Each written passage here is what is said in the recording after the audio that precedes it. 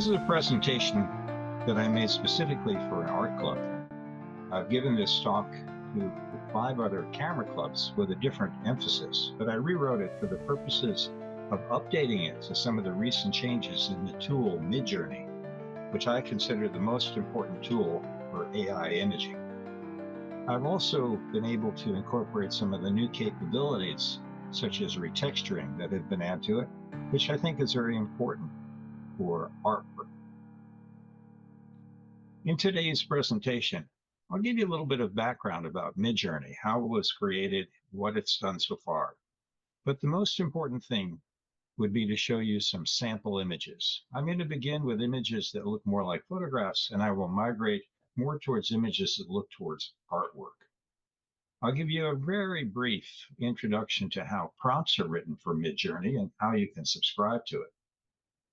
Then I have a section on how AI imaging can be used. I mean, can you grow tomatoes with it? What useful things are out there that can be done with AI? And finally, I'll come to a section on how to create oil and watercolor renderings of paintings based upon sketches and photographs. With that, let me begin. Many people refer to this as promptography. That's to say, you write a prompt and you get an image. To be more specific, this is a system that's been trained on an association between text and images. These combinations are referred to as tokens. It's been trained on Lion, L-A-I-O-N, which is an open database of images. At this point, I expect it's been trained on 1 billion images or more. At one point, one can only prompt with up to 30 of these tokens, but now it's improved to be able to take 150, up to 150 of these text-to-image tokens, and then using neural style transfer and some computer vision data sets, it merges it all together to make an image that would look quite natural with the proper lighting, shadows, etc. Midjourney was founded by David Holtz. This is his second startup. His first one was for an encoding glove. And after considerable work, I think it was deemed to be not a financial go, and that was folded. He soon afterwards turned to this idea of working on AI imaging. He formed a company with less than a dozen people in San Francisco and had a website up and running very quickly, beginning in July of 2022. He was at $300 million of revenue in 2024, and as of 2022, it already had a $10.5 billion valuation. As of September of last year, I understand he had 131 employees. Many recent employees there were added for moderation purposes to keep Midjourney from creating images that could be harmful. As of September of 2024, there were over 20 million registered users, and there were between 1.2 and 2.5 million users per day as of the end of 2023. I have no idea what the number is today. You may have heard of many different types of generative AI systems. This is not the only one, but I consider it the 800-pound gorilla of AI imaging. You've heard of DALL-E 1, DALL-E 2 and 3, Leonardo, Stable Diffusion, Novel AI, Flux, and Adobe announced Gingerbread, but I haven't heard much about it recently. There's actually about 50 more of these generative systems for creating imaging. In addition, there's quite a few for generating video. In today's presentation, I'm not going to talk about AI for text, such as ChatGPT. I'm not going to talk about music generation or any other form of AI. I'm going to focus on AI primarily for still images, or I'll touch a little bit on video. Best way is to show you examples. I'm going to go quickly through these images. I'll give you a sense for what I put in the prompt, and you can see what's possible. Here I asked for an older Middle Eastern man in native garb in a village, sunrise setting. Here I asked for an attractive brunette, blue eyes, NASA garb, highly instrumented intergalactic spacecraft, hyper photorealistic, and field blur, meaning it's focused in the front and blurred to the back with indirect lighting. I think you'd all agree it looks quite photographic. But when you ask Midjourney for an image, you don't get one, you actually get 4. And you can pick the one of the 4 that you like and can continue to prompt based upon that. Here I asked for a detailed landscape photo, wide angle Colorado mountains, aspen trees, mountain slopes, fall colors, and golden hour lighting. Now, it doesn't go out there and grab this image from the internet.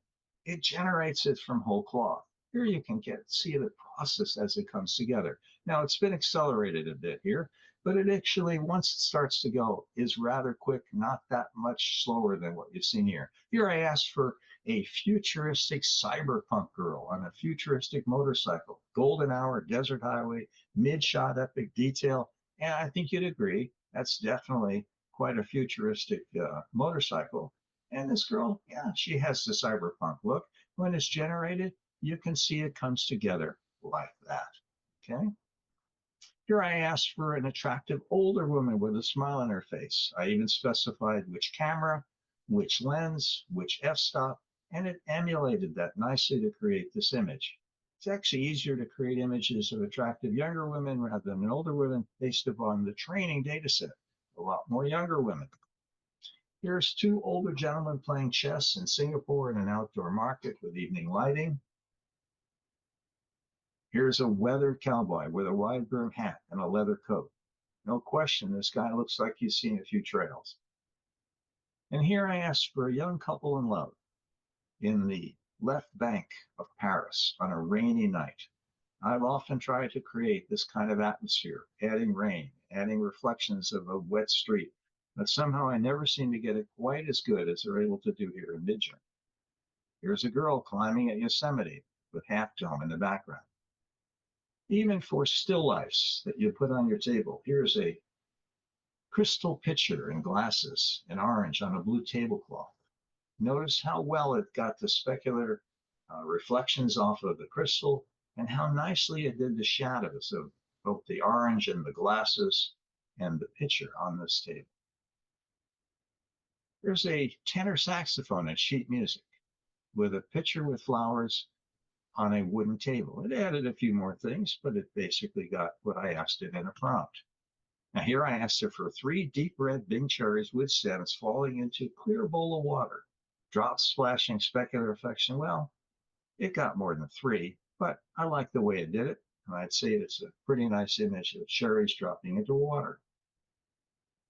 And it's not to say that you can't see the difference. Most people I show this to comparing a real photograph and Midjourney can tell which one is AI generated. You probably guessed the image on the right is a photograph that I took in Vietnam. The one on the left was generated by Midjourney. For this one, I think most people would realize that the one on the right is Midjourney, much better than the miserable shot I took of a surfer out here at the Pacific coast. And for this one, a young couple with a small girl on the streets of old Hanoi. The giveaway to show you that the one on the left is the photograph is there are so many street signs. And even if you can't read Vietnamese, you can pretty much make out the fact that it's got the street signs there. One thing Midjourney and other AI tools don't do well is text. So if you want text in your AI image, pretty much should add it with Photoshop or some other tool. You might get one string of text if you put it in quotations as part of your prompt. It's gotten better. The image on the left was generated in version 5. Notice how plastic the skin looks on this boy.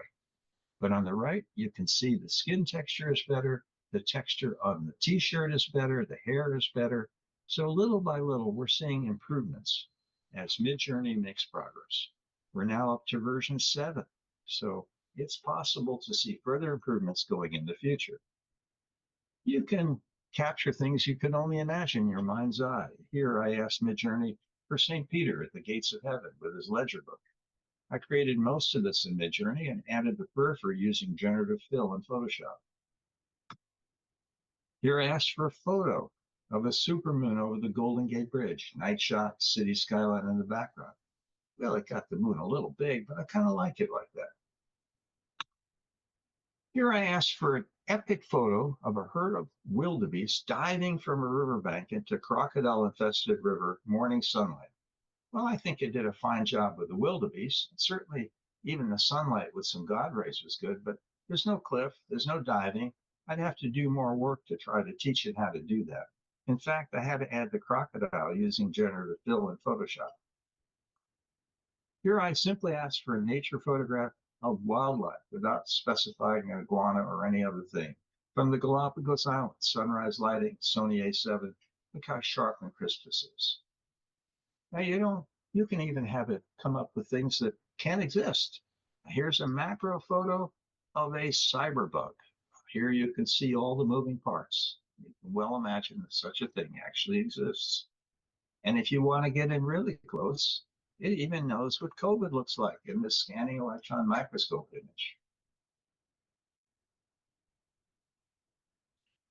So perhaps you've read a lot about warfare in Ukraine. You can visualize it here. Here's an evening shot of a battle in Ukraine. And things that couldn't possibly exist. Here I asked for an image of man at the beginning of time. And this is what Midjourney came up with. I think this would make it a very inspirational painting if one wanted to use this as a model. I don't know if you've ever been to Osaka, but I have to tell you, these streets look like Osaka. I simply asked her for a robot invasion of Osaka. I've never seen such robots there, but my God, they look like they could be. And if you've read The Lord of the Ring, you can imagine the hobbits entering Mordor. This sort of gives it back. Well, maybe these guys should be a bit smaller if they're hobbits, but I don't know the scale. In any event, it's what it came up with. And after seeing the Barbie movie, I thought about trying to create a caricature of Margot Robbie. On the left is a photograph of Margot Robbie. On the right is a caricature. What I did was I used an artist, and it knows the work of hundreds and hundreds of artists, the work of Thiago Hoysel. I said I want her laughing, and the style that really does caricatures is called Niji. I use Niji 5, and I used an expressive style. And it came up with this thing that definitely has the resemblance to Barbie, but as a caricature.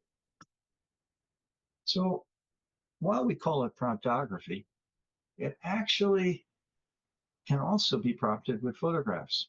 Here I introduced a photograph of myself wearing a blue dress shirt to Midjourney. And I said, I want this to be used as a character reference. And you'll hear more about character references as I go forward. I want a broad brim hat and a long leather coat. And based upon its training, it just imagined that I was a gunslinger and put me in a battle. But you can see it's a pretty good resemblance of me. And it can do things like charcoal drawings. This one of a golden retriever. And another one of a man in a small fishing boat in stormy seas. If I could only draw like this. And even nonsense words. Razzle dazzle as watercolor. It can surprise you with the sort of things it came up with the simplest of text prompts. You don't have to write long and complex text prompts. Sometimes shorter and simpler is better. It knew the style of Pixar. I asked for DJI drones, group of friends out there playing, and it certainly personificated the DJI drone and its friends flying over these wetlands. Of course, Norman Rockwell. Well, when I asked her for this, I said, I want a boy teaching his younger blonde-haired sister to fish. And it came up with something, no question, the style of Norman Rockwell, but you'll see on the left, there is this character that's rather strange. I don't know why it did that, but I was able to remove it in Photoshop and make a better picture later. But what I also did is I took the starting point of this image, known as a seed, and I recreated this thing as a watercolor.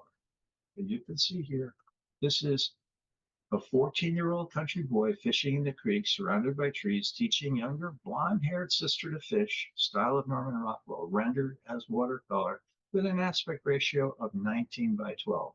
I would be proud to be able to do watercolors that look like this. No question, this could have been done by Norman Rockwell, but of course it wasn't. How about this one in the style of Salvador Dali? I asked for a painting of an architectural interior. Well, this looks like both interior and exterior. No question, it looks reminiscent of Dali. How about Gary Larson? It even drew this cartoon that I could have swear was drawn by Gary Larson. Of course, I had to add the prompt. Hey, Mom, I brought a friend home for lunch. What? Better watch out, friend. Mom looks hungry. And, of course, Charlie Brown and Snoopy here. Charles Schulz never drew this, but you'd swear he did. I don't know if you're familiar with Ben Goossens. His paintings have lots of balloons. So I asked for an image of Mardi Gras in New Orleans in the style of Ben Goossens, and definitely gets that flavor of Mardi Gras, but with the introduction of the balloons.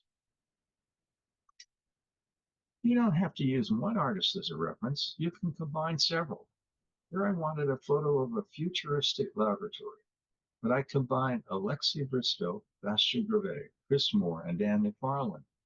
And the four of them do draw things like this and blended it to make one image.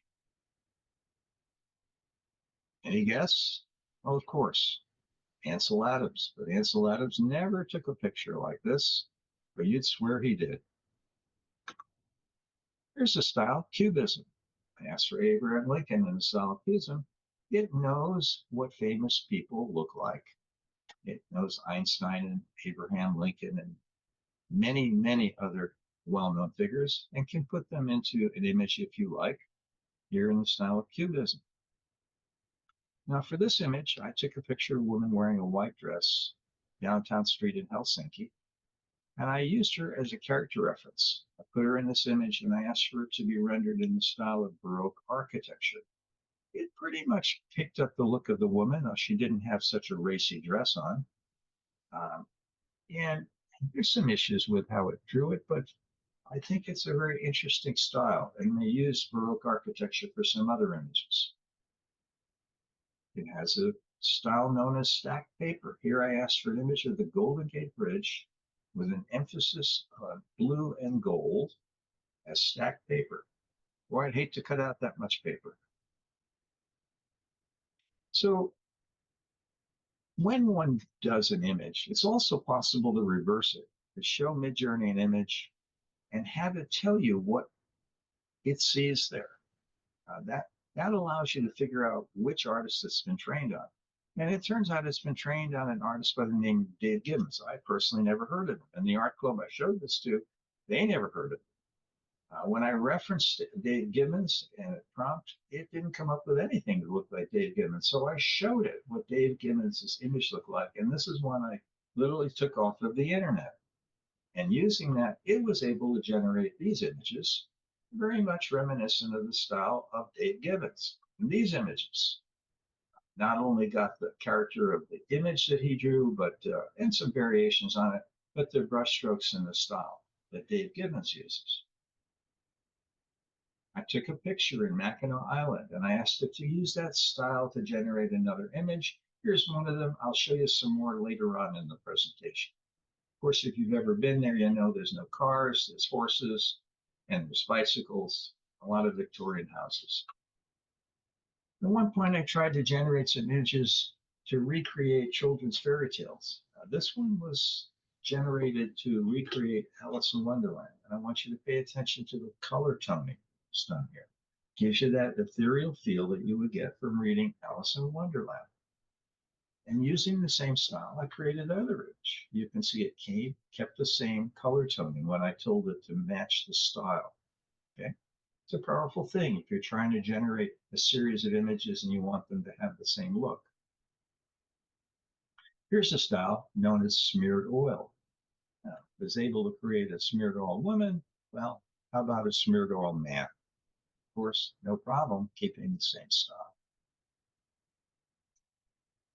But at one point, my wife talked to me about generating a children's book to try to teach children out of the process of throwing hissy fits. And I created a character, and you can actually name the character. I named him Andy, and I had him in various glum-looking expressions here and throwing hissy fits. And I'm able to generate any number of images of Andy looking glum or even looking really upset by simply using the word Andy in the prompt. Here's a man I created, doesn't exist, an older man sitting near a window.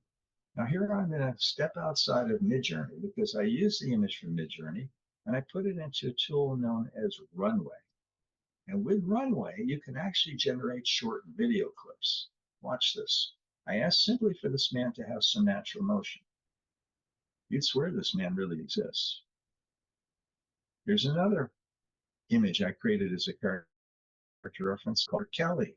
I'm able to put her in different outfits in other situations. Okay?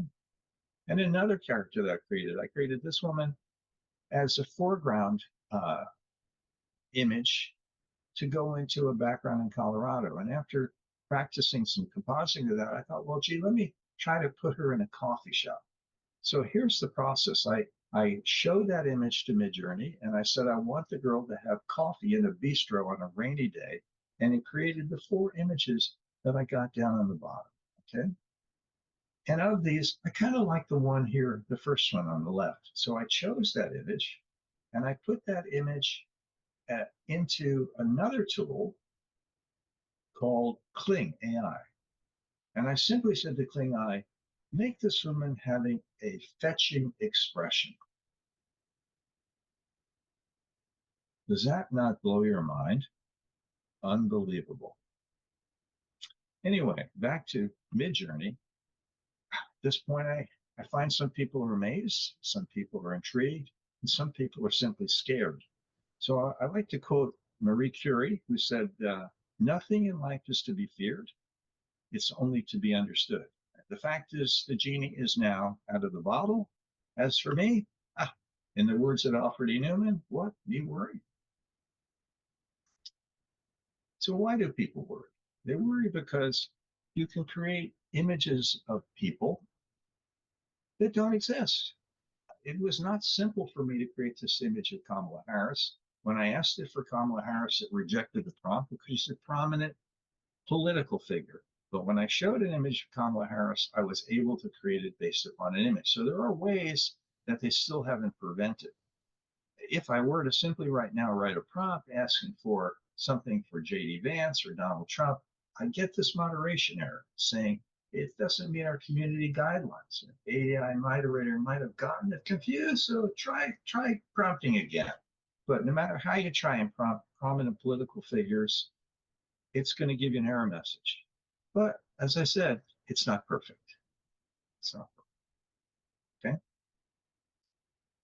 So can you test it? Well, yeah, there's a tool called Hive, and Hive is a tool that's explicitly made to test AI, not just images. It can test text, it can test music generated in AI, but here I'm using it to test these images. Now, this image actually is a real photograph. I photographed these 2 guys doing a Renaissance battle at a photo conference in Amherst, Mass, and I put them onto a flower that I took a picture of in Cuba. This is a photo composite. It's a real photograph. I asked Hive, is it an AI image? Well, I thought I could fool it, but no. Not only does it say it's not AI, but it guaranteed it to within 99.9%. Okay. But when I turned it into an image using a retexturing tool, now it says 99.9% AI, and oh, by the way, 98% likelihood it was done in Midjourney. I thought this image of a young girl in the Serengeti in native garb looked absolutely natural. Look at this photo. But 100% sure, Hive says it is AI, and it is 100% sure it came from Midjourney. Out of 52 different generators, it knew that it was Midjourney. How about this one you may have seen recently? Well, it knows with a 99.9% confidence that it's generated in AI. In fact, it was generated using a tool called 4O. So there you are. It is possible to tell. So what's the biggest flaws in Midjourney? Well, it's not easy to render text perfectly. Well, not yet. It's still often bad at rendering hands and sometimes feet, which I understand is really difficult for artists as well. It's really easy to generate pleasing images, but getting exactly what you want, that takes practice. That's a craft that you learn by generating lots of images. Does it require a big computer? Well, No, it runs in the cloud. I even ran Midjourney on my old iPhone 10R tablet. It does require an internet connection, but speed's not a big thing. I like to run it on the same PC as I run my Photoshop or my other imaging editing tools so that it's convenient. Oh, by the way, the images are not private. There is something called the stealth mode that you can subscribe to, but it costs extra. And the pros use it. Doesn't mean that you own it or copyright it. It just means that other people won't see it. So it used to be rather complicated to install Midjourney. You had to use Discord, a gamer platform. But now they have their own website. You just go to midjourney.com, you choose a beta membership option, you select the type of subscription from the pricing plan, and you're off and running. Uh, if you want a yearly plan, it's $8 a month for the basic plan, which is all that I ever use. There's some other more expensive plans with other features. Don't need it right away. Or if you just want to try it for the price of a couple cups of latte for $10, you can give it a go. And maybe even convert that to a yearly plan later if you get hooked on it like I did. So what does it look like? When you open it up, this is what Midjourney platform looks like. And under this Create tab over here, that's where you come up with here, and you write a prompt on this line, and it'll generate 4 images based upon your prompts, okay? And there's other tabs here to go and explore what other people are doing and see what prompts they use. There's some editing things I'm going to talk about later. You can go and train the tool as to what your personal likes are so it will generate images more for your preferences and make it more custom fit to you. You can organize it and go and search for images, and there's other things as well. So how do you write a prompt? You can write really simple prompts. Now, this was the older version that was running on Discord, but still, if you write in beautiful landscape, you'll get 4 beautiful landscapes. If you write a beautiful girl, you'll get 4 beautiful girls. And if you say a beautiful girl standing in the forest, well, there you go. It adds some trees. And if you say a beautiful girl, oh, it's a smiling beautiful girl, you photo of a beautiful girl, worm's eye view standing in forest, and you tell it everything about the camera and whatever. Well, 3 of these are actually looking up from the ground where the worm's eye view. Well, not so much this one, but you got 3 out of 4 that follow it. So then, you know, what can you use it for? This is all interesting. I can't use these images to compete in a photo contest, but what can you do with it? Well, I like to create backgrounds for my Zoom. You can see the one I have here. That's created in Midjourney. Here's a cyberpunk with dials and pipes, that's an interesting background. And I have many of these.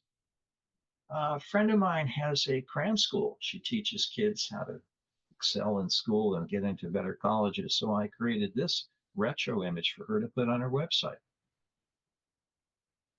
You can create logos, though I do suggest that you do the logo in the lettering for it in Photoshop. Even tools that are meant for logos, like an ideogram, doesn't quite get it right. So, yeah, there are specific tools for logos, but Midjourney works.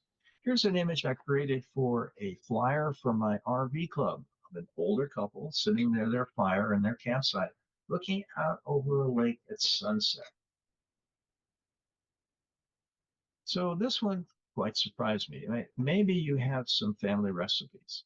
But you may be thinking if you want to pass them down to your kids, you need to cook everything and take pictures of them. Well, in fact, you don't.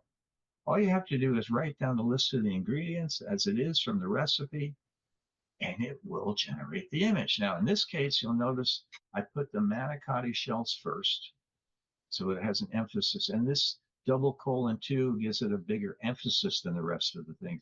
So it makes it look like manicotti. And this will work for any number of your recipes. How useful. Maybe you need to design a dress for your daughter or granddaughter for a wedding or some other event. And maybe you've been thinking about building a house on the lake. Here's a nice futuristic design sketch for an ultramodern home on a cliff over a lake. Hey, this one I know you're going to want to do.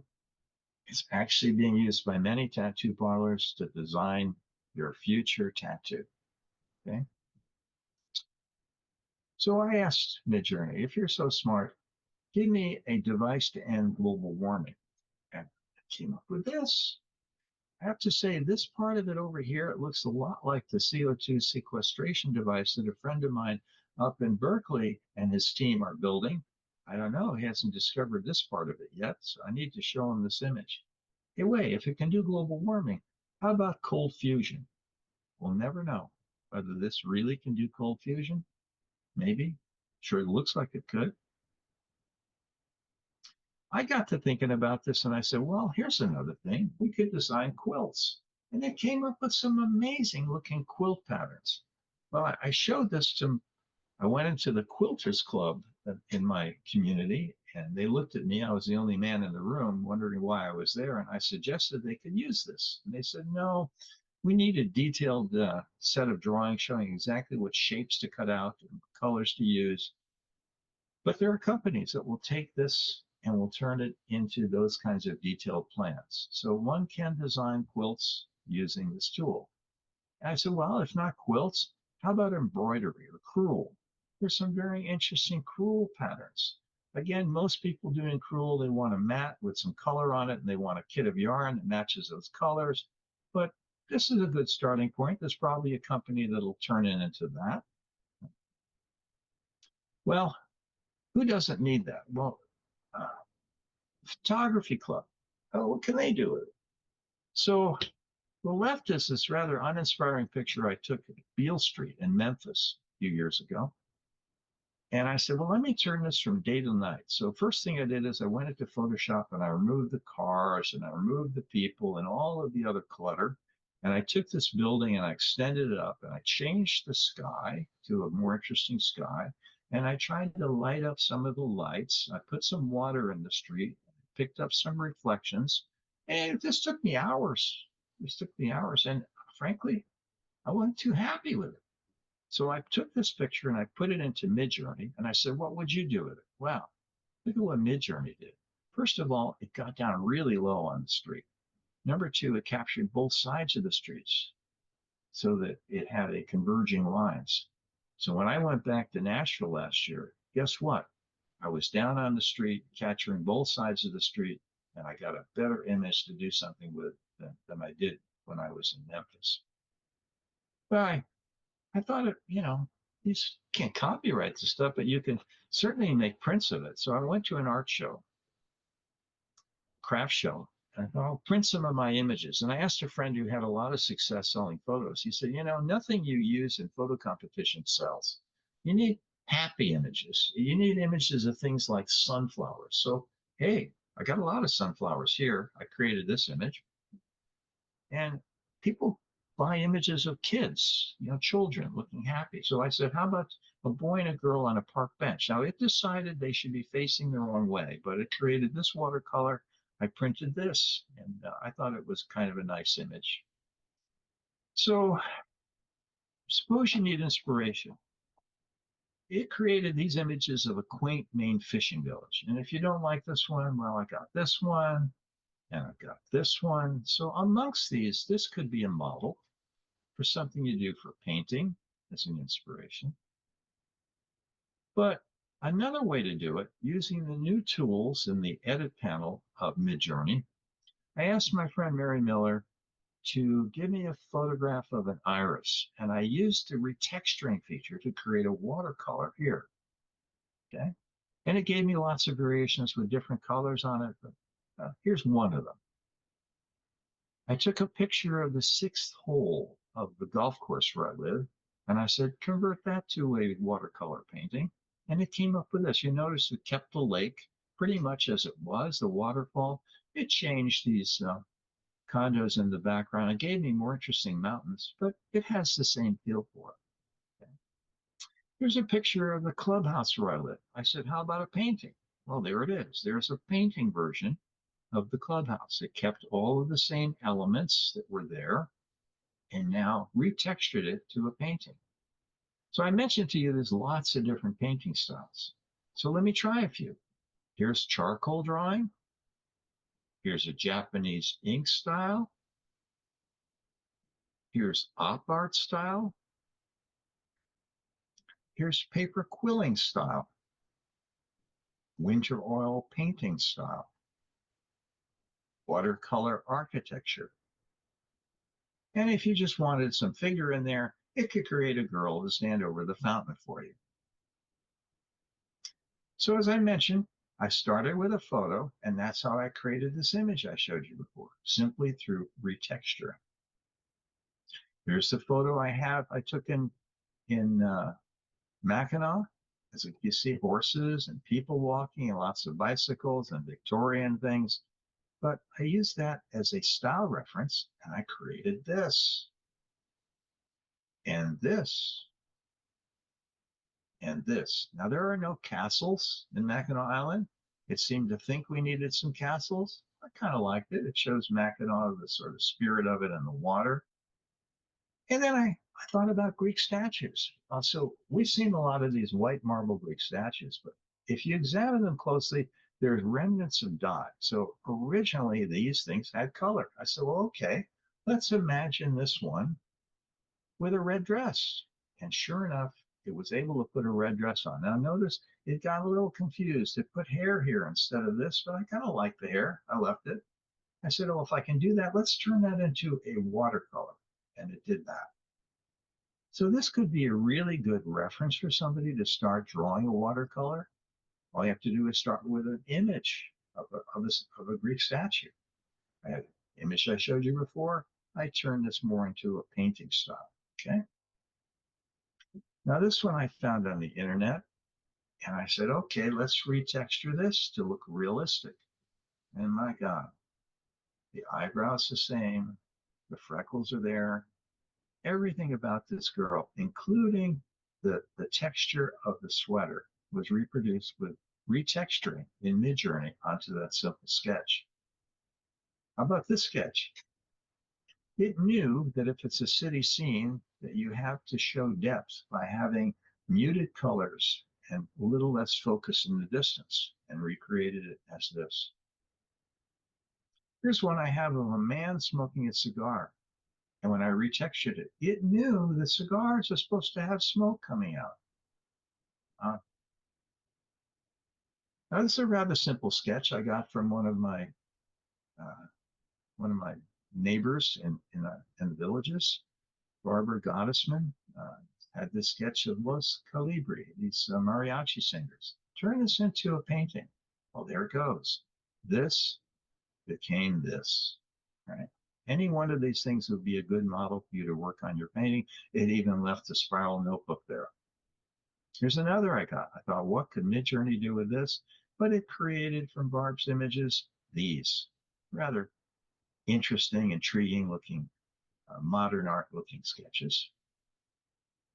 Another friend, Tamara Chin, gave me this sketch. Initially, it simply put the skin color on.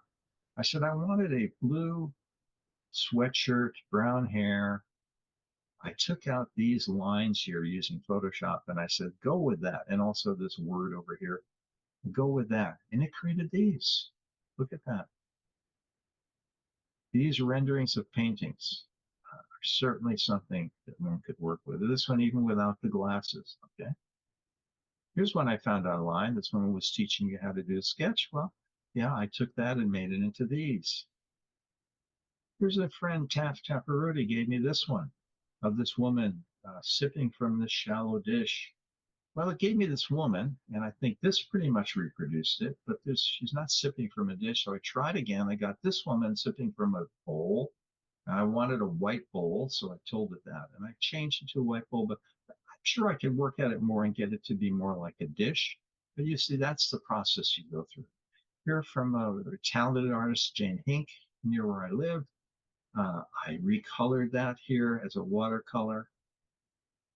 And this one she'd already colored, so it didn't make a lot of change to it, but you can see some modifications it did to this particular sketch. She gave me this one. Initially, I had trouble with this structure over here. It left it out, but by doing some additional work in the editing, I was able to produce this. Now, suppose you really wanted something realistic. Well, you could do that too. You could do that too, all right? She gave me also this one with a Ferris wheel and a boat and a pier, and I struggled with it. Initially, it gave me a pier, and the Ferris wheel was off to the side, so it took some additional effort. I did get the Ferris wheel to come in, and it has the pier. The boat isn't the way I wanted it. I tried again, and in fact, now I have the Ferris wheel, the pier, and the boat. Not exactly as Jane Hink drew it here, but it's got the same style, and it's an interesting watercolor to emulate. So is it going to replace your art? Well, no, it can't capture your real life experience. It doesn't exactly know what's in your mind's eye, but it can inspire you to paint better paintings by showing us some possibilities, starting with a photo or a sketch. And I've offered to my friends an opportunity to create some limited number of renderings from these sketches. So you can write to me on this YouTube. If you have some you'd like me to do, I'll consider doing some as well. With that, let me summarize and say that Midjourney, you can create amazing ranges of images and artwork. They don't violate copyright laws, and you can't copyright what you do, but it's a great tool for you to learn a lot more about art and photography. Oh, and if you wonder, I asked Midjourney to tell me what it looks like. This is Midjourney's self-image. And with that, I thank you. And if you like this YouTube, please give me a like and a subscription. Take care and bye.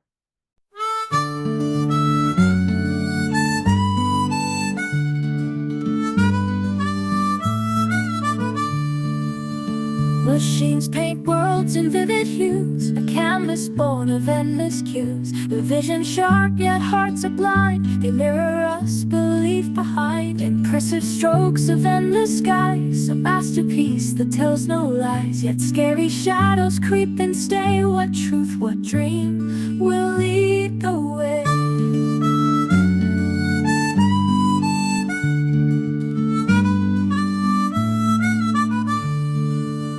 They forge new faces never seen, a mix of life and the machine. But what is real, what is fake? A tangled web we dare to make. Pixels dance, the lines get blurred. A voice that's ours but never heard. A gift of God's, a devil's snare. Creating worlds, but who will care? Impressive strokes of endless skies, a masterpiece that tells no lies. Yet scary shadows creep and stay. What truth, what dream will lead the way?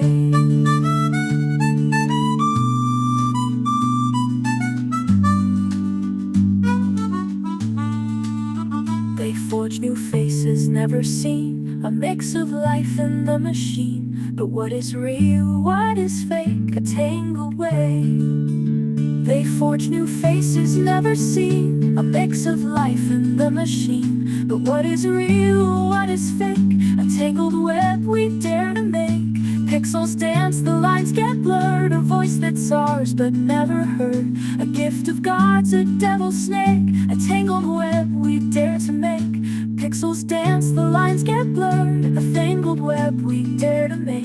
Pixels dance, the lines get blurred. A voice that breaks.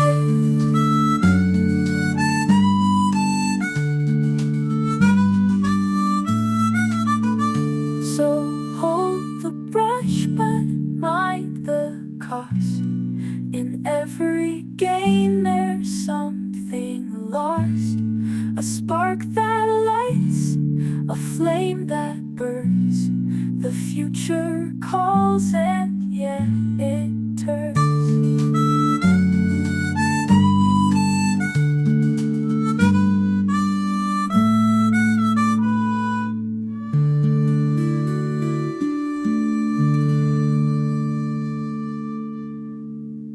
So hold the brush, but mind the cost. In every gain there's something lost. A spark that lights, a flame that burns. The future calls and yet it turns.